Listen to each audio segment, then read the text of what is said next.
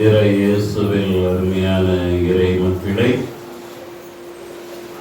உங்களது ஊருக்கு இதுவே என்னுடைய முதல் வருகை. உண்மையிலேயே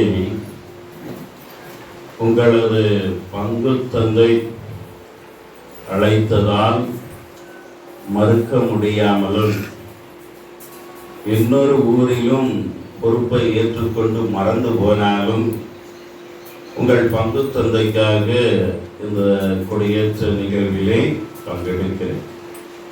சொல்ல போனால் இன்னைக்கு கொடியேற்றன்னு எனக்கு தெரியாது. திருப்பலிக்கு வர சொன்னார். பாதுகாவலி யார் என்று கேட்டு தெரிந்து கொண்டேன். என்னுடைய முதல் பங்கின் பாதுகாவலியும் தூய மன்றாட்டு மாலை அன்னை.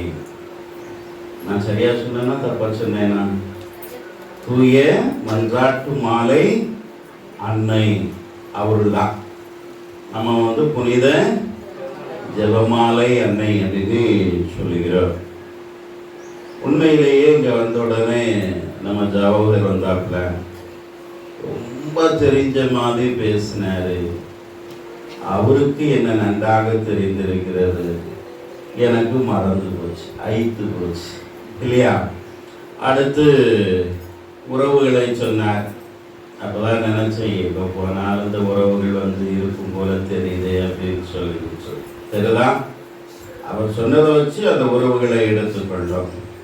அதுபோல பதற்றம் இல்லாமல் உங்களோடு இந்த திருப்பலி இல்லையா? என்ன நடக்குதோ நடக்கட்டு, அடுத்த சாமியார் திட்டுவார், திட்டிட்டு போட்டாருன்னே இருக்கிறேன். காரணம் என்ன? உங்களது ஊரானது ஒரு மனித நேயத்தோடும் வளர்ச்சியின் நிலையில் இருக்கிறது. இருக்கா இல்லையா?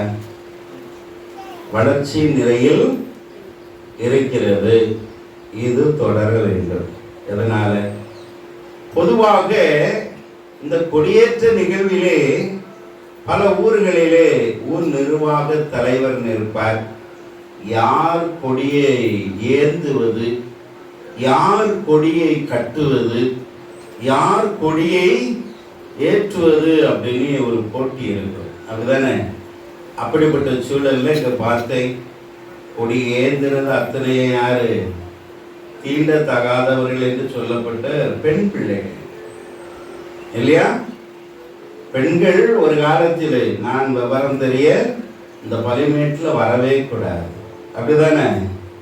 அப்பேற்பட்ட அந்த பெண்கள் தான் இந்த கொடியை ஏந்தி சொன்னீர்கள். அது இந்த அன்னைக்கு நீங்கள் கொடுக்கின்ற முதல் மரியாதை. அடுத்து வந்தவுடனே 3 திருப்பலி உடுப்பு இருந்துச்சு. அப்போ 3 பேர் வருவாங்க பொருளுக்கு நினைச்சேன். ஆனால் நாங்கள் 2 பேர் தான். அங்கே பார்த்தாக்கி 3 கயிறு தொங்குது இல்லையா? 2 கயிறில் 2 சாமியாரும் தொங்கிடுவோம். ஆனால் 3ஆவது கயிறில் யாரை தொங்க விடுதுன்னு நீ பார்க்கும்போது அப்பமும் அக்காளை ஏற்ற சொல்லுங்க, அப்பமும் ஒரு பெண்ணுக்கு ஒரு முன்னுரிமை கொடுத்தீர்கள். இருக்கா இல்லையா? எனவே இது ஒரு வளர்ச்சியின் அடையாளம். சாமியை ஒரு காலத்தில் பார்த்துருக்கீங்கன்னா, ஒரு 25 வருஷத்துக்கு முன்னாலெல்லாம் பார்த்துருப்பீங்கன்னா இந்த பெடரி மறிஞ்சி முடி கிடக்கும். இப்போ என்ன இருக்கு? மொட்டை இல்லையா? எதற்காக?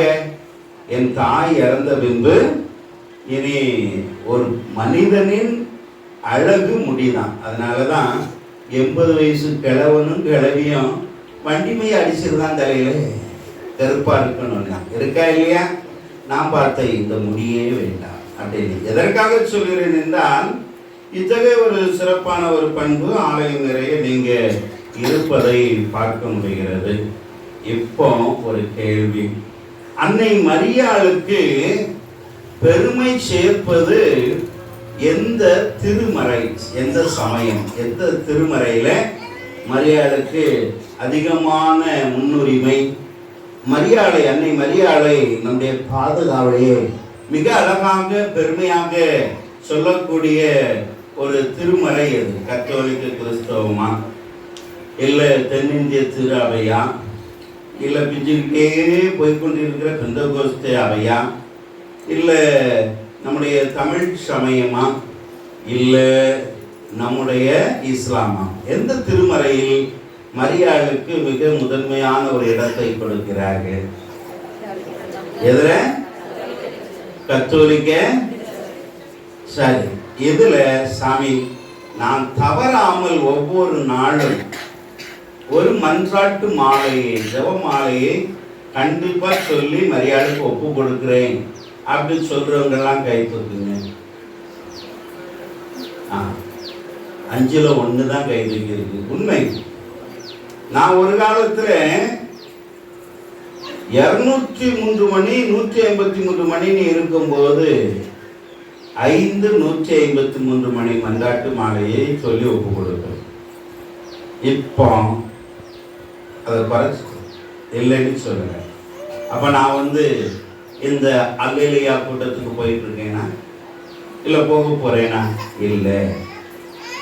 ஆனா உண்மையிலேயே அன்னை மரியாளை மிக மிக பெருமைப்படுத்துகின்ற ஒரு திருமறை, மரியாளை குறை சொல்லாத ஒரு திருமறை, அவளை பற்றிய கருத்துக்களை இந்த பெந்தெகோஸ்தே அவையார் சொல்லும் போது அப்படியே ஆமா ஆமா இருக்கும் இருக்கும் அப்படின்னு சொல்லாமல், இல்லை, இதுதான் அன்னை கன்னி மரியாள், தூய மரியாள் என்று சொல்லக்கூடிய ஒரே திருமறை எது தெரியுமா? அந்த திருமறை சோய்க்கனை பற்றி சொல்லும்போது சொல்கிறது இம்ரான். இம்ரான் அப்படின்னா அது என்ன திருமறை? இஸ்லாம் இல்லையா? அண்ணாவை அண்ணா என்று சொல்லுகிறது, மரியாதை மிரியம் என்று சொல்லுகிறது. அங்கதான் நீங்க வாங்கி புத்தகத்தை பாருங்க, அந்த திருக்குரானை மரியாளுக்கென்று மிக அதிகமான ஒரு இடத்தை அந்த திருமறையானது கொடுத்திருக்கிறது என்பது மிக தெளிவாக இருக்கிறது. அவர்கள் மரியாதை குறை கூறுவதே கிடையாது. இருக்கா இல்லையா? நான் கேள்விப்பட்ட அளவில், புலனத்தில் அறிந்த அளவில். ஆனா நம்ம ஆட்கள் கைத்தட்ட போயிட்டாங்கன்னா சப்பாத்தி சாப்பிடுறதுக்கும் இது கலவை சோறு இறைச்சி கூட்டாஞ்சோறு தின்னுக்கும் போயிட்டாங்கன்னா, ஆமா மரியாளுக்கு 7 பிள்ளைகள். மரியாளுக்கு எத்தனை பிள்ளைகள்? 7 பிள்ளைகள். இயேசு மட்டும் பெத்தெடுக்கல, இயேசுவை பெறும்போது அவள் கன்னி, அதுக்கு பிறகு அப்படி அல்ல அப்படின்னு சொல்றாங்களா? சொல்லலையா? சொல்றாங்கல்ல. உருவ வழிபாடு நீ சொல்றாங்கல்ல, எல்லாமே சொல்றோம். நல்ல வயிறு முட்டை தின்னுட்டு தின்ன பட்டையை தூக்கி அடிக்கிற கூட்டம் தான் கத்தோலிக்க திரு அவையில் இருந்து கொண்டு வெளியே செல்கின்ற மக்களாக இருக்கிறீர்கள். இருக்கா இல்லையா? அப்ப நீங்க பார்க்கலாம், இந்த அன்னை மரியாள் இந்த உலகத்துல நமக்கு கொடுத்திருக்கின்ற ஒன்று என்ன அப்படின்னா மன்றாட்டு மாலை. இருக்கா இல்லையா? இந்த மன்றாட்டு மாலை என்பது ஏதோ புதியதா? இது பிற சமயங்களில் இருக்கிறது. இருக்கா இல்லையா? அப்ப நம்ம பார்த்தீங்கன்னா, நான் மகிழுந்தில் சென்று கொண்டிருந்த பொழுது பேருந்தில் அல்லது தொடருந்தில் சென்று பார்த்திருக்கிறேன். இந்த இஸ்லாமியர்கள் ஒரு பெரிய மாற வச்சிருப்பான், அப்படியே உருட்டிகிட்டே இருப்பான். இருக்கா இல்லையா? அதே மாதிரி நம்ம பார்க்கக்கூடிய ஒன்று நம்ம வாழ்க்கையில சுமையை போக்கக்கூடியது, நம்பிக்கை தரக்கூடியது. இன்னைக்கு நிறைய பேருக்கு இரத்த கொதிப்பு இருக்கு. இருக்கா இல்லையா? நிறைய பேருக்கு என்ன இருக்கு? கொழுப்பு இருக்குது. நிறைய பேருக்கு இனிப்பு இருக்கிறது. இருக்கா இல்லையா? இவை அனைத்துமே குறைந்தது ஒரு 30 ஆண்டுகளுக்கு முன்னால், 40 ஆண்டுகளுக்கு முன்னால் பணக்காரர்களுக்கு மட்டுமே இருந்தது. இன்னைக்கு ஏழைகளும் இதில் பணக்காரராகிவிட்டார்கள், நோயில் பணக்காரராகிவிட்டார்கள். நீங்க பொதுவாக அந்த சாமியார்களை பற்றி சொல்லும் போது அவங்களுக்கு என்ன பாம்பாங்க? உண்மையிலேயே முதலாக அவங்களுக்கு வருவது மன அழுத்தம், இரத்த கொதிப்பு, அடுத்து வருவது என்ன வருது? இனிப்பு, அடுத்த கொழுப்பு. இருக்கா இல்லையா? இப்போ கூட நீங்க உங்கள சிலர் எண்ணலாம், ரொம்ப கொழுப்பு பிடிச்ச சாமியார் போல இருப்பாரு. ஆமா, எனக்கு கொழுப்பு நிறைய இல்லைன்னு சொல்லவே இல்லை. அப்படி பார்க்கும்போது இந்த மன்றாட்டு மாலையை நீங்க சொல்லுங்க, நம்பிக்கையோடு அப்படி சொல்லும் போது அந்த மனது என்ன ஆகுது? ஒருமுகப்படுதா படலையா? அதை நம்பிக்கையோடு சொல்லும் போது கவலை போகுதா போகலையா? அதற்காக திருப்பதியில உட்கார்ந்துட்டு மன்றாட்டு மாலையை சொல்லலை இல்லையா? நம்மள பலர் அந்த நேரத்தை தான் பயன்படுத்தி கொள்கிறார்.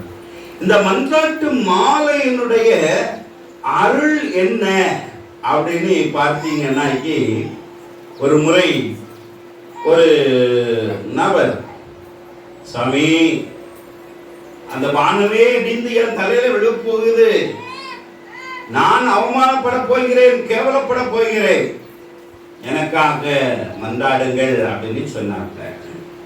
அவங்களுடைய வாழ்க்கையை பற்றி கொஞ்சம் பகிர்ந்து கொண்ட ஒரு சூழலிலே ஒரு பங்குல இருக்கும்போது, அந்த பங்குல தான் அவங்க பங்குசாமி நானும் ஒன்னா உட்கார்ந்துருந்தோம்.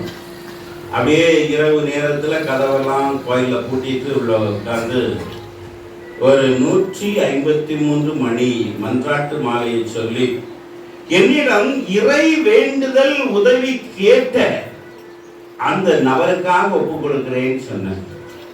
அவர்கள் ஒரு வாரத்திற்கு பின் சொன்னார்கள், தந்தையே என்னுடைய இழி நிலைகள் என்னை விட்டு அகன்று விட்டன, உங்களுக்கு நன்றி. இல்லையா? அப்ப நீங்க பாருங்க, நம்பிக்கையோடு எதிர்நோக்கோடு ஒரு மன்றாட்டு மாலையை சொன்னா இவ்வளவு ஆற்றல் இருக்குன்னா, நீங்க ஒவ்வொரு நாளும் சொல்லும்போது அது வீணாகுமா வீணாகுமா வீணாகுமா என்று சொல்லும்போது, நாங்க ஒரு 3 குருக்கள் பெங்களூர்ல படிக்கும்போது, ஒருவர் தெலுங்கு வெறியர், இன்னொருவர் தமிழ் வெறியர், இன்னொருவர் நம்முடைய ஈழ விடுதலை வெறியர்.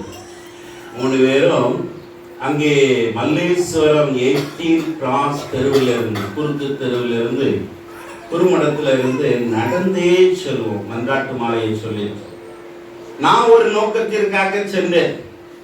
பல நாட்கள் தொடர்ந்து நடந்து மன்றாட்டு மாலையை சொல்லிட்டே போனோம்.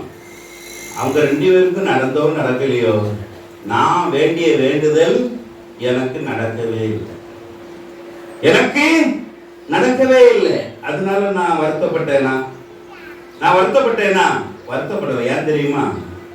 அங்கே அந்த தெலுங்கு குருவானவர் சொல்லுவார், தந்தையே நாம் சொல்லுகின்ற இந்த மன்றாட்டு மாலை இதனுடைய ஆற்றல் என்ன என்று உங்களுக்கு தெரியுமா? வங்கியில வைப்பு தொகை வைக்கிறோம் இல்லையா? 10,000 ரூபாய் இந்த மாதம், அடுத்த மாதம் 50,000 ரூபாய் வைப்பு தொகை வைக்கிறோம். எதற்காக? அது எதிர்காலத்தில் எனக்கு உதவி செய்யும் என்பதற்காக. அதுபோல நாம் சொன்ன இந்த வேண்டுதல்கள் விண்ணகத்திலே, அந்த விண்ணகத்திலே வைப்பு பெட்டகத்திலே அவ்வளவு இருக்கும். நமக்கு எப்போ தேவையோ அப்போ அது உதவி செய்யும் அப்படின்னு சொன்னார். அருமையான இறை மக்களே, இது உண்மை. நாம் பல நேரங்கள்ல வருத்தத்தோடு இருக்கலாம், கோபத்தோடு இருக்கலாம், இறை வேண்டுதல் சொல்லாமல் இருக்கலாம். ஆனா எங்கிருந்து வந்துட்டே இருக்கும்? நம்ம பார்க்கலாம், பான தீர்த்தம் இருக்கு, இந்த பொருணை ஆறு இல்லையா? தமிழகத்திலே வற்றாமல் ஓடுகிற ஒரே ஆறு எதுதான்? இந்த பொருணை ஆறு தான். அது கூட ஒரு முறை வற்றி விட்டது. ஆனா அங்கே நீங்க பார்ப்பீர்கள் என்று சொன்னால், அந்த பான தீர்த்தத்து அருவியிலே தண்ணி விழுந்துகிட்டே இருக்கும். ஆனா மேல மழை பொழிதான். மழை பொழியாவிட்டாலும் அந்த நீரானது சேர்த்து வைக்கப்படுகிறது. அங்கே மலையில் இருக்கக்கூடிய பஞ்சு போன்ற புற்களின் வேர்களிலே சேர்த்து வைக்கப்பட்டு அப்படியே கசிஞ்சிட்டே இருக்கு. அப்ப நம்ம சொல்ற ஒவ்வொரு மன்றாட்டு மாலையும் ஒரு நாளைக்கு 203 மணியை நீங்க சொல்றீங்க அப்படின்னு சொன்னா, அது என்ன செய்யும்? கண்டிப்பாக தேவையான நேரத்தில் அது உதவி செய்யும். அதனால தான் நீங்க மன்றாட்டு மாலையை நம்பிக்கையோடு சொல்லணும் அப்படின்னு உங்களுக்கு சொல்லுகிறேன். அடுத்து நீங்க பார்க்கக்கூடிய ஒன்று, திரு விவிலியத்தில் எங்கேயாவது மன்றாட்டு மாலையுடைய எப்படி மன்றாட்டு மாலை சொல்லணும், ஜெபமாலை சொல்லணும் அப்படின்னு சொல்லி ஆதாரம் இருக்கிறதா? எங்க இருக்கு? எது? இயேசு கற்றுக் கொடுத்த இறை வேண்டுதல் ஏற்றுக்கிடுதோம். அது இருந்தாலும் இப்படி சொல்லணும் அப்படின்னு இயேசு கற்றுக் கொடுத்தாரா? இன்னைக்கு மன்றாட்டு மாலையில 53 மணி மன்றாட்டு மாலை அப்படின்னு சொல்லும் போது 53 மணி இயேசு கற்றுக் கொடுத்த இறை வேண்டுதலையா சொல்றோம்? சொல்லுங்க, அதையே சொல்றோம். ஒரு மன்றாட்டு மாலை கருவி கையில இருக்கு பார்த்தீங்களா? அதுல எத்தனை மணி இருக்கு? 50? 59 இருக்கிறது. அதுல 53 என்னது? அருள் நிறைந்த மணி. அடுத்து 6 என்னது? இயேசு கற்றுக் கொடுத்த இறை வேண்டுதல். அப்படி பார்க்கும்போது நம்ம 6 மன்றாட்டு அப்படிதானே சொல்லணும். ஏன் 53 சொல்றோம்? மரியாளுக்கு முதன்மை கொடுப்பதினார் இருக்கா இல்லையா? இதே இதை நீங்க பார்க்கக்கூடிய ஒன்று, நாம் இந்த அடிப்படை எங்கே இருக்கிறது என்று கேட்டால், நீங்கள் சொன்னது போல இயேசு கற்றுக் கொடுத்த இறை வேண்டுதலை சொல்லுகிறோம். அடுத்து நாம் பார்க்கக்கூடிய ஒன்று, மரியாளுடைய அந்த இறை வேண்டுதலின் முதல் பகுதி தான் கபிரியேல் தூதருடைய வார்த்தை, எலிசபெத்துடைய புகழ்ச்சி சொல். இதை தான் நம்ம சொல்லுகிறோம் இருக்கா இல்லையா? அடுத்தால நம்முடைய வேண்டுதலை வைக்கிறோம். அப்படி பார்த்தாலும் இந்த மன்றாட்டு மாலை என்று சொல்லுவது எப்படி தோன்றியது என்றால், திருப்பாடல் எத்தனை இருக்கு? 150. இந்த திருப்பாடல் என்று வரும் பொழுது முதலிலே எங்கே இந்த மன்றாட்டு மாலையின் தொடக்கம் இருந்தது என்று சொன்னால், பாலைவனத்தில் இருந்தது. கிபி 3ஆம் நூற்றாண்டிலே துறவிகள் என்ன செய்றாங்க?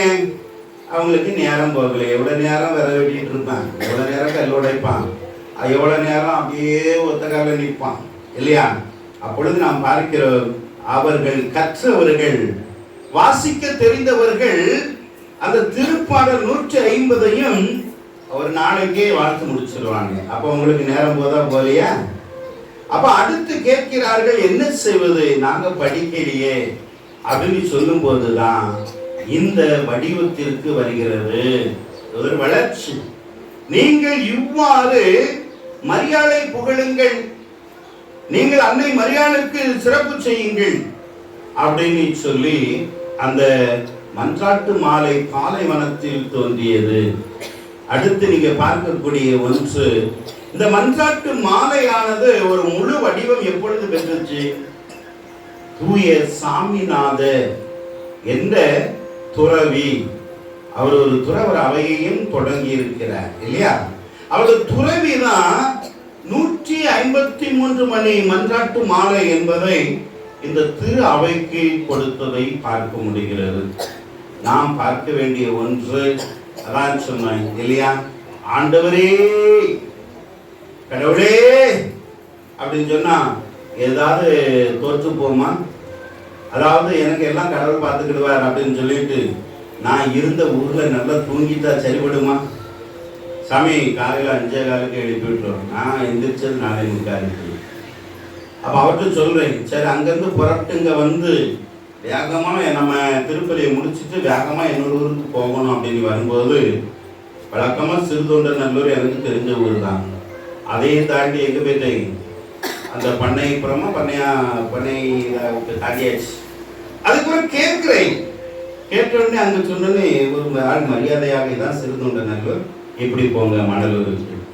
மணலூரை தாண்டுறேன். அப்போ ஒரு சகோதரர் சொல்ல, சார் இதில் நேரே போங்க, நேரே சாலைக்கு மேல கோயில்னாரு.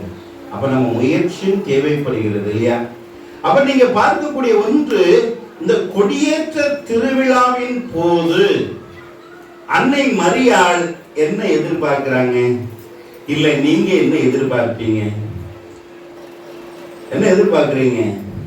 ஆண்டவரே, இந்த ஆண்டு நான் புதிய ஆடையை உடுத்து வரவில்லை, அடுத்த ஆண்டு இந்த ஏறல்ல இல்லையா, அருணா பட்டுப்புடவை கடையில் போய் அந்த கடையில் இருக்கிற விலையுறந்த சேலையை தான் உடுத்துட்டு வரணும். அதுக்கு எடுத்தாலும் அவருடைய கடையே இருக்கு, தங்க நகை கடை, அங்கே போய் தங்கம் வாங்கணும். அதனால தங்கத்து விலையை குறைச்சிடும். இந்த ரேட்டு விலையில போச்சுன்னா என் பிள்ளைக்கு நகை போட்டு கட்டி கொடுக்க முடியாது இல்லையா? அதனால நம்ம பார்க்கக்கூடிய ஒன்று, கேட்டிருக்கலாம், தங்க விலை குறையணும், நான் நிறைய தங்கம் வாங்கணும், சேலை விலை குறையணும், வாங்கக்கூடிய திறன் இருக்கணும், நான் உயரணும் அப்படின்னு நீங்க கேட்டிருப்பீங்க. அன்னை மரியாளுடைய எதிர்பார்ப்பது என்ன? முதல்ல என் பிள்ளைகள் ஆன்மீக நிலையில் உயர வேண்டும். ஆன்மீக நிலையில் உயர வேண்டும். இருக்கா இல்லையா? அதுதான் அவங்க விரும்புவாங்க. இப்ப ஆன்மீக நிலையில் உயரணும்னா உங்களுக்கு பாதையை காட்டியாச்சு. எனக்கு பாதையை சொல்லிட்டாங்க, சாமி இப்படியே போங்கன்னு. நான் அங்கே நின்றுட்டு மாதா கூட்டிட்டு போக மாட்டேங்க அப்படின்னு இருந்தா விளங்குமா? அந்த மணலூர் விளக்குல வந்தாச்சு. இந்த பாதையா? ஐயோ போக முடியாது, மண்டாட்டு மாலை என்ன சுமந்துட்டு போனாதான் எனக்கு சரியா இருக்கும் அப்படின்னு சொன்ன விளங்குமா? உருப்படுமா? ஆகாது இல்லையா? நான் என்ன செய்யணும்? முயற்சிக்கணும். அப்ப நீங்க என்ன பண்ணணும்? உங்களுக்கு வழியை காட்டியாச்சு. திரு விவிலியத்தை கையில கொடுத்தாச்சு. அன்னை மரியாதை கொடுத்த இந்த மன்றாட்டு மாலை கருவியை கையில கொடுத்தாச்சு. எல்லா சூழலும் நீங்க வேண்டுங்க, உங்களுக்கு நல்லதே நடக்கும். அந்த நம்பிக்கையில உங்கள் ஆன்மீகத்தை கொண்டு செல்லணுமா செல்லண்டாமா? ஒரு வார்த்தை இருக்கிறது, எது நடந்ததோ அது நன்றாகவே நடந்தது, எது நடக்க இருக்கிறதோ அது நன்றாகவே நடக்கும். நான் நினைச்சது வேகமா முடிச்சுட்டு ஓடிடணும், இனி ஓட முடியாதுன்னு தெரியுது. இருந்தாலும் என்ன செய்யறோம்? கர்த்தர் சித்தமின்றி கட்டெரும்பும் கடிக்காது. இருக்கா இல்லையா? இருக்கிற எறும்புகளிலே கட்டெரும்பு கடிக்கிறது தான் நல்ல விரும்பி வரும். இருக்கா இல்லையா? அப்போ இந்த கருத்தை எனக்கு சொல்லிக் கொடுத்தது யாரு? கற்றுக் கொடுத்தது யாரு? என் தாய் தான், வேற யாரும் கிடையாது. நான் இன்னைக்கு இந்த இடத்துல ஒரு குருவாக இருக்கிறேன் காரணம் யாரு? என் தாய் தான். என் குருமடமும் கிடையாது, என் திருச்சபையும் கிடையாது, என் தாய் மட்டும்தான். என் தாய்க்கு கற்றுக் கொடுத்தது திருவை. இருக்கா இல்லையா? அப்ப நீங்க பார்க்கக்கூடிய ஒன்று, மரியாள் உங்களிடம் கேட்பது என்ன? இறை நம்பிக்கை இல்லையா? நன்றி உணர்வு. அடுத்து படிச்சு முன்னேறுங்க, 4 பேருக்கு நல்லது செய்யுங்க அப்படின்னு சொல்றாப்புல இல்லையா? காணவர் திருமணத்துல சொல்வது என்னது? அவர் உங்களுக்கு சொல்வதெல்லாம் செய்யுங்கள் என்று சொல்வதை பார்க்க முடிகிறது. மரியாதை நீங்க முதலாக பார்ப்பது எந்த காட்சியில? நீங்க அன்னம்மாள் சுருவத்தை பார்த்தீங்கன்னா மரியாள் அவருடைய மடியோடு சேர்ந்து நிற்பாங்க. நிற்கும் போது அன்னம்மா என்ன வச்சிருப்பாங்க? கையில இந்த பழைய ஏற்பாட்டு நூலை வைத்து கற்றுக் கொடுப்பாங்க. அப்ப இன்னைக்கு உலகத்துல நமக்கு உண்மையான மகிழ்ச்சியின் நிறைவையும் தருவது இறை நம்பிக்கையும் ஒழுக்கம் நிறைந்த வாழ்க்கையில் தான். ஒழுக்கம் இல்லை என்றால் நம் வாழ்க்கையில் மகிழ்ச்சி ஒழுகிட்டே போயிடும். அப்ப நம்ம வளர்ச்சி அடையினா என்ன செய்யணும்? கல்வி கற்க வேண்டும். என்ன செய்யணும்? கல்வி கற்க வேண்டும். இன்னைக்கு நம்ம ஆயர் வாராருன்னா எதனால ஆயர் ஆனார்? அவரு நல்லா படிச்சிருக்கிறாரு, கல்லூரியில குருமடத்துல பேராசிரியராக இருந்தாரு. இது உலக போக்கெல்லாம் தெரிஞ்சு கொண்ட சூழல்ல கடவுள் அவரை தேர்ந்து கொள்கிறார். அதுக்கு முக்கியமான காரணம் என்னது? கல்வி. நாங்க படிக்கலன்னா ஜாமீனாக முடியுமா? முடியாது. அப்ப மரியாதைக்கு அண்ணால் கற்றுக் கொடுத்தது கல்வியாக இருப்பதை பார்க்க முடிகிறது. இப்ப நீங்க எடுத்துக்கிட்டேன்னா நம்ம 1 சாமுவேலை எடுத்து பாருங்கள். அங்கே 1 சாமுவேல் கற்றுக் கொடுக்கிற ஒரு செய்தி என்ன அப்படின்னு பார்த்தோம் சொன்னாங்க. அண்ணால் அந்த சாமுவேலை உருவாக்கினார். இறைவாக்கினராக, ஒரு குருவாக, ஒரு ஆளுநராக உருவாக்கினார். இருக்கா இல்லையா? அவர் அனைத்தையும் கற்று தெளிந்தவராக இருப்பதனால்தான் அறிய முடிகிறது. 1 சாமுவேல் பிரிவு 1 இறைவாக்கு 24 26 பார்க்கலாம். இரண்டாவதாக மோய்சன் ஒரு மாபெரும் விடுதலை வீரனாக, புரட்சியாளனாக இருக்க காரணம் என்ன? அவனுடைய தாய் இல்லையா? மோய்சனை வளர்த்தது பார்வோனுடைய மகளா இல்லை மோய்சனை பெற்றெடுத்த தாயா? யாரு? பாலூட்டி வளர்த்தது யாரு? பெற்றெடுத்த தாய் தானா? அதுல மாற்று கருத்து இல்லையா? அதுதான் ஒரு பாட்டு உண்டு, என்ன பெத்து எடுத்தவதான் தத்து கொடுத்து விட்டா, பெத்த கடனுக்கு என்ன வித்து புட்டா அப்படின்ன மாதிரி நைல் ஆத்தங்கரையில விட்டுட்டு பேச்சாலே அந்த பொம்பளை நன்றாக கற்றிருக்கிறீர்கள். என்ன செஞ்சாப்ல? மகளை விட்டு கவலைப்படாதா, எப்படி அவ தூக்குவான் தம்பியை. தூக்குன உடனே அங்கேயும் பாப்பா, நீ போய் என்ன செய்யணும்? இந்த குழந்தையை வளர்ப்பதற்கு ஒரு அடிமை பெண்ணை கூட்டிட்டு வரவா இல்லையா? அதாவது நீங்க பார்க்க வேண்டிய ஒன்று, பிறந்த குழந்தைக்கு பெற்றெடுத்த தாய் மட்டும்தான் பால் கொடுப்பாளா? மற்றவங்க பால் கொடுப்பாங்களா கொடுக்க மாட்டாங்களா? கொடுப்பாங்களா கொடுக்க மாட்டாங்களா? ஆமா. அதாவது ஒரு ஆதிக்க சாதி ஒரு மொழியை சார்ந்தவர்கள் அவங்க என்ன செய்வாங்க, தெருவழியாக அடிமை சாதி பெண் குழந்தை பெற்றவ போனா புள்ள அழுதுச்சுன்னு என்ன செய்வாப்புல, பிள்ளை பால் கொடுத்துட்டு போ. புரியுதா? அப்ப நீங்க பார்க்கக்கூடிய ஒன்று, இந்த இடத்திலே தாய் தீர்மானிக்கிறார், அறிவை பயன்படுத்துகிறார். மோயிசன் எவ்வாறு வளர்ந்தான்? பார்வோனுடைய மகளின் பையனாக வளர்ந்தான். எனவே அவனுக்கு அந்த ஒரு இளவரசனுக்குரிய அனைத்து கல்வியும் கிடைச்சது, போர் பயிற்சிகள் கிடைத்தது. எனவே தான் அவனால் அந்த அடிமை மக்களை ஒன்று சேர்த்து அந்த இறை நம்பிக்கையோடு ஒன்று சேர்த்து விடுதலை பயணத்தை மேற்கொள்ள முடிந்தது இல்லையா? அதனால நம்ம பார்க்கக்கூடிய ஒன்று, தூய பவுலடிகள் இயேசு கிறிஸ்துவை விட அதிகமாக பணியாற்றினார். உண்மையா உண்மை இல்லையா? இயேசு கலிலேயாவிலிருந்து பெத்லகேம் வரை தான் அதிகம் வந்திருக்கிறார்.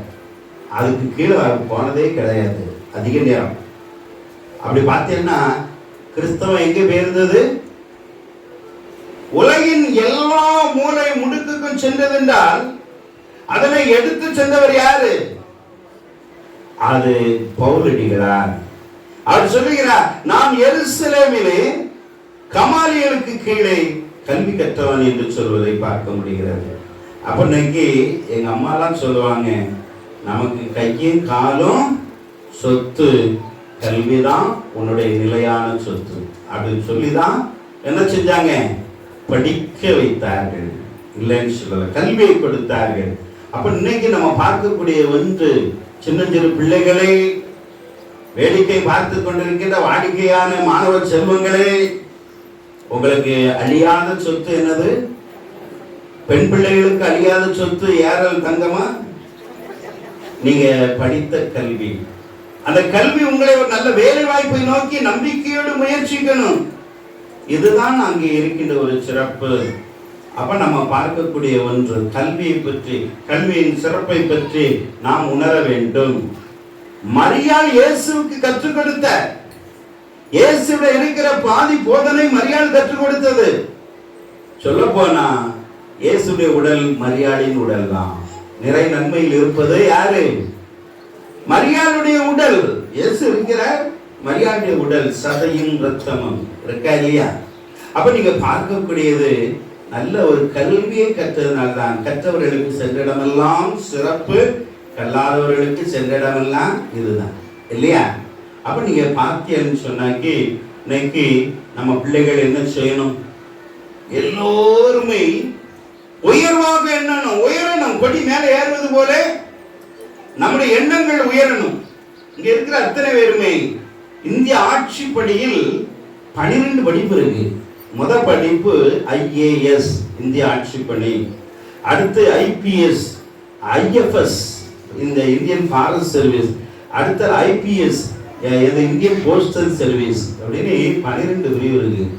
இதுல தம்பி நீ வரலாமா வரக்கூடாதா? நீ வரலாமா வரக்கூடாதா? மகளே நீ வரலாமா வரக்கூடாதா?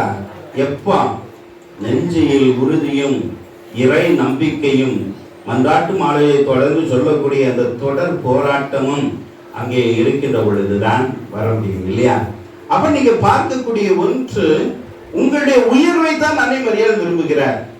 இப்ப நீங்க அரசு நமக்கு நிறைய வழிவரைகளை சொல்லிக் கொடுத்துருக்கா, சொல்லிக் கொடுக்கலையா? சொல்லிக் கொடுத்துருக்கா, சொல்லிக் கொடுக்கலையா? இதை சொல்லிட்டு நான் உங்களை இந்த மறைவுரையை முடிச்சு கொள்ளலாம். தெரியலாம் ஏச்சு வாங்குறத நல்லா வாங்கிடுதேன். பிறகு அதாவது அரசு இல்லையா, பழனிசாமி அரசா 7.5 அப்படின்னு ஒன்று கொடுத்துச்சு. இதில் மருத்துவக் கல்லூரியில மருத்துவ படிப்பு அனைத்திலும் 7.5, பொறியியல் கல்லூரியில் 7.5 இல்லையா? அப்படின்னா என்னது? 100 பேர் சேர்ந்தாங்கன்னா அதில் 7.5 யாரு? அரசு பள்ளியில் படித்த மாணவ செல்வங்கள். அரசு பள்ளியில படிச்சா யார் அதிகம் படிப்பா? பணக்காரர்களா ஏழைகளா? நம்ம இன்னைக்கு உயர்ந்த கல்வினா எதை உயர்ந்த கல்வி நினைக்கிறோம் இல்லையா? தமிழ் வழி கல்வியை கெடுத்த இந்த அருள் சகோதரிகள், இந்த அருள் சந்தையர்கள் நடத்துற ஆங்கில பள்ளியில போனாதான் நமக்கு உயர்ந்த கல்வின்னு நினைக்கிறோம். இருக்கா இல்லையா? ஆமாவா இல்லையா? அதனால எல்லோரும் காலையில எழுந்த உடனே பையனுக்கு கால் உறை போடுவது என்ன, கழுத்துல கயிறு போடுவது என்ன இல்லையா, எல்லாம் விட்டு ஒரு வண்டி வருது, இது பிள்ளை பிடிக்கிற வண்டி வருது, அதுல ஏற்றி விட்டுட்டு வீட்டில் உட்காந்து ஒரே வாட்ஸ்அப் யூடியூப் தொலைக்காட்சியை பார்த்து தொலைஞ்சிட்டு இருந்தான். அவன் அங்க போய் உட்கார்ந்துட்டு என்ன பண்றான், போகும்போது வரும்போதும் அலைபேசியில் அதை தான் பார்க்கிறான். இருக்கா இல்லையா? அப்ப நம்ம பார்க்கக்கூடிய ஒன்று இந்த 7.5 சொல்லும் போது கடவுள் நேற்றைக்கு ஒரு செய்தியை கொடுத்தார். அதை தான் உங்கள்கிட்ட சொல்லிட்டு இருக்கேன். இப்ப நான் நம்முடைய சாயர்புரம் போப்பு பொறியியல் கல்லூரியா, அந்த கல்லூரிக்கு என்ன பேரு? போப்பு. சரி, போப்பு வந்துட்டாருல. அந்த கல்லூரியில போய் நம்ம பிள்ளை 7.5 போய் படிக்குது. அரசாங்க பள்ளியில படிச்சு, இப்ப அந்த அரசாங்க பள்ளியில படிச்சு தமிழ் வழியில படிக்குது, ஒரு பிள்ளை ஆங்கில வழியில படிக்குது. 2 பேருக்கும் 6ஆம் வகுப்புல இருந்து 12ஆம் வரை அரசு கல்லூரியில பள்ளியில படிச்சவங்களுக்கு அந்த 7.5 போய் சேர்ந்தாங்க. அவங்களுக்கு இடம் கிடைச்சாச்சு. இப்போ அங்கே இந்த பிள்ளைகள் கல்வி கட்டணம் கட்டணுமா கட்டண்டாமா? கட்டணுமா கட்டண்டாமா? கட்டணும், அப்படிதானே? அடுத்து தேர்வு கட்டணம் கட்டணுமா கட்டண்டாமா? கட்டணும். அடுத்து போக்குவரத்து கட்டணம், இங்க இருந்து போகும்போது அவனும் வண்டி கொண்டு வரான், அது கட்டணுமா கட்டண்டாமா? இப்படிதாங்க நானும் இருந்தேன். நான் ஒரு முட்டாளுங்க. கட்டணும் கட்டணும்னு நான் நினைச்சிட்டு இருந்தேன். பார்த்தீங்களா, நான் முட்டாள். உங்களை சொல்லுவேன்னா நானு மனதோடு தாண்டோட வண்டியில காரை வெட்டி விட மாட்டேன். அதனால என்ன சொல்றேன்னா, அப்போ ஒரு பிள்ளை சொல்லிச்சு, ஒரு எலும்பும் தோலுமா, அடுத்து இந்த முன்னாடிக்கிற ஒரு பனைமரத்து போல அந்த பிள்ளை நினைச்சு, இன்னும் லம்பாடி இப்படி ஆடிக்கிட்டே தெரியல கோயிலுக்குள்ள. ஏன்னா அந்த பிள்ளை கோயிலுக்குள்ள ஈடுபாடாக பணி செய்யுது. அப்போ தான் நான் கேட்டேன், எல்லாருக்கும் கேட்பேன், என்னம்மா படிச்சிருக்கா அப்படின்னு. நான் சொல்லிச்சு, நான் 12ஆம் வகுப்புன்னு நினைச்சேன். நான் பொறியியல் கல்லூரியில் படித்து முடிச்சிருக்கிறேன், தசைவிட விவி பொறியியல் கல்லூரி. சரி அப்படின்னு சொல்லிட்டு அந்த பிள்ளை சொல்லிச்சு 7.5. என்னது 7.5? புரியல முதல். அதுக்கப்புறம் தெரிஞ்சது, சாமி இந்த 7.5 சென்று படிக்கிற ஒரு கல்லூரியில சேர்ந்தேன்னா, அது அரசு கல்லூரியா இருந்தாலும் சரிதான், தனியார் கல்லூரி. நம்ம பார்க்கிறோமே, இந்த திருச்செந்தூர் பக்கம் இருக்கிற ஒரு பெரிய பணக்காரர் சென்னையில் பொறியியல் கல்லூரி வச்சிருக்கிறார். அந்த பொறியியல் கல்லூரியை சேர்ந்தாலும் உங்களுக்கு என்ன கிடையாது, இந்த கல்வி கட்டணம் போக்குவரத்து கட்டணம் கிடையாது. இவ்வளவுக்கு நான் அரசு பள்ளியில் ஆங்கில வழி கல்வி கற்றேன். எனக்கும் அதுதான் காசு வாங்கிவிட்டான் சாமி. அடுத்து தெரிஞ்ச உடனே நான் போராடி என் உரிமையை பெற்றுக்கொண்டேன் என்று சொன்னார். இறைவா நன்றி. நாளைக்கு போற மன்றாட்டு மாலை என்னை ஆலயத்தில் இந்த செய்தியை சொல்லி, இந்த செய்தி உலகம் முழுவதும் போய் அடுத்தால இந்த போராட்டத்தை துணிந்து மேற்கொள்ள வேண்டிய அரசு இந்த உரிமையை, இது சலுகை அல்ல, உரிமையை இந்த அரசு மேல்நிலைப் பள்ளியில் படிக்கிற மாணவ செல்வங்களுக்கு கொடுத்திருக்கிறது. அருமையான இறை மக்களை, முதல் பட்டதாரி என்ற ஒன்றை கொடுத்திருக்கிறது. இப்படி பல நம்முடைய உரிமைகளை கொடுக்கும் போது அதை நாம் சரியாக பெற்று நன்றாக கற்று, இல்லையா? அண்மையில் இறந்து போன பீலா வெங்கடேஷ் இல்லையா, அவர் ஒரு மருத்துவராக படித்து முடித்து அதற்கு மேலே தான் IAS முடித்தார். அதுபோல ஏன் நாம் படிக்க முடியாது? அரசு கல்லூரி பள்ளியில் படித்த அப்துல் கலாம் புளியமுத்து பிறக்கி வேப்பமுத்து பிறக்கி செய்தித்தாள்களை ஒவ்வொரு வீடா போட்டு படித்து முன்னேறி நாட்டின் முதல் குடிமகனா வந்தார, ஒரு நேர்மையான இறை ஊழியராக இருந்தார. அவரை போல என் தம்பி நீ மாறக்கூடாதா, என் தங்காய் நீ மாறக்கூடாதா? இந்த ரெண்டுக்குமே வழி இல்லை சாமி, என்னால் அப்படிலாம் படிக்க முடியாது. ஆனால் நான் வாழ்க்கையில் முன்னேறணும் அப்படின்னு நினைக்கிறேன். கத்தோலிக்க கிறிஸ்தவர்கள் அதிகமாக விமர்சிப்பது, திட்டுவது யார? கத்தோலிக்க கிறிஸ்தவர்கள் அதிகமாக விமர்சிப்பது திட்டுவது யாரு? உங்களால நான் பங்குக்கே போக மாட்டேன்ட்டு. பங்கு மக்கள் தான் பங்கு தந்தையை அதிகமாக விமர்சிப்பார்கள். இருக்கா இல்லையா? அதனால தம்பி அத்தனை பேரும் சாமியாரா போடா, தூத்துக்குடி மலை மாவட்டத்தில் இடம் இருக்கு, உங்களை வரவேற்கிறோம். அருமையான பிள்ளைகளே, வாழ்க்கையில முன்னேறணும் அப்படின்னு நினைச்சீங்கன்னா இல்லையா, ஒரு நீங்க மேல்நிலைப்பள்ளி கல்லூரி இவர்களில் பேராசிரியராக ஆசிரியராக அறவே வழி இல்லைன்னா இல்லையா, தொடக்கப்பள்ளி ஆசிரியராக நீங்க போகணும்னா ஆசிரியர் தகுதி தேர்வு எழுதணும், இல்லாம முடியாது. என்ன செய்யணும்? அருள் சகோதரிகளாக போய்விடுது. இருக்கா இல்லையா? நாம் பார்க்கக்கூடிய ஒன்று இதுதான். நீங்கள் அத்தனை பேரும் உயர்வாக இருக்க வேண்டும், நீங்கள் அத்தனை பேரும் மதிக்கப்பட வேண்டும், நீங்கள் அத்தனை பேருமே அடுத்தவர்களுக்கு நன்மை செய்யக்கூடிய மனிதர்களாக மாமனிதர்களாக இருக்க வேண்டும். நீங்க யோசிச்சு பாருங்க, நான் உங்களுக்கு இந்த மணலூர் எப்பேற்பட்ட மக்களே எனக்கு தெரியாது, ஆனா எனக்கு ஆதரவான ஆட்கள் இருக்குதுன்னு நான் பார்த்துக்கிட்டேன். இருக்கா இல்லையா? அப்படி நீ பார்க்கும்போது உங்களுக்கு நான் செய்திருக்கிற நன்மை என்ன? நன்மை இருக்கா இல்லையா? இந்த மறைவிறையிலே இதுவரை யாருமே கொடுக்காத ஒன்றை கொடுத்திருக்கிறேன். உங்கள் கல்வி கண்ணை திறக்கிறேன். 7.5 பேட்டியல்னா அனைத்தும் இலவசம் என்று சொல்லி இருக்கிறேன். உன் உரிமைக்காக நீதான் போராட வேண்டுமே தவிர அடுத்தவர்கள் அல்ல. வாழைப்பழத்தை சவிச்சு உன் வாயில துப்புனாலும் நீதான் விழுங்கணுமே தவிர அடுத்தவர்கள் விழுங்க மாட்டார்கள். அருமையான இறை மக்களை, இத்தகைய விடாமுயற்சியை, நம்பிக்கையை, அறிவை, உன்னை ஒரு பெரிய இறை பட்டறிவாளர், ஒரு ஞானியாக மாற்றுவது இந்த தூய மன்றாட்டு மாலை அன்னை. அருமையான சகோதரிகளே, சகோதரர்களே, நீங்கள் முன்னேற விரும்புகிறீர்களா? உங்கள் வாழ்க்கை தலை சிறந்த செல்வங்களால் இருக்க வேண்டும் என்று விரும்புகிறீர்களா? எப்பொழுதெல்லாம் மன்றாட்டு மாலையை சொல்ல முடிகிறதோ அப்பொழுதுதான் சொல்லுங்கள். ஒரு இரவு அப்படியே உட்கார்ந்து அன்னை மரியாளுக்கு முன்னால் ஒரு 153 மணி மன்றாட்டு மாலையை ஒருவருக்காக சொன்னேன். அவர் பிரச்சனை நீங்கியது என்றார். நீங்கள் மன்றாட்டு மாலை அன்னையை பாதுகாவலியாக வச்சிருக்கீங்க. இந்த அன்னை உங்களது இரத்த கொதிப்பை அடக்குவாள், உங்களுடைய சர்க்கரை நோயை குறைப்பாள், உங்களது கொழுப்பை கரைத்து விடுவார். எப்பொழுது நீ ஆலயத்தில் மண்டியிட்டோ வீட்டில் மண்டியிட்டோ இந்த மன்றாட்டு மாலையை சொல்லும் பொழுது. ஆமென்.